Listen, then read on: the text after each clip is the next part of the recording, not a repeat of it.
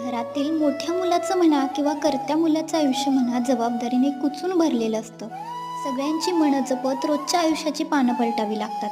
घरातील शुभ कार्य असो किंवा साधा कार्यक्रम असो, तो निर्विघ्नपणे पार पडेपर्यंत जीवाला घोर लावून घेणारा आपण घरातील मोठा मुलगाच असतो. हिशोबाची जुळवाजुळव करत रात्रीची झोप उडाली तरी हिशोब चोख ठेवणारा पण तोच. आणि या अशा व्यक्तीची बायको होणं म्हणजे पण त्याच्या जबाबदारीची सावली आपसुकच अंगावर घेणं आलं. पण मागे वळून पाहताना किंवा माझ्या जोडीच्या लग्न झालेल्या इतर काही मुलींकडे पाहता माझा जबाबदारीने वेढलेला जोडीदार मला लाखात एक दिसतोय. आईबापाच्या जीवावर ऐश करणाऱ्या श्रीमंत बापाच्या मुलापेक्षा कष्टाने आयुष्य फुलवणाऱ्या माझ्या जोडीदारात मनाने श्रीमंत असलेला राजा मला दिसतो.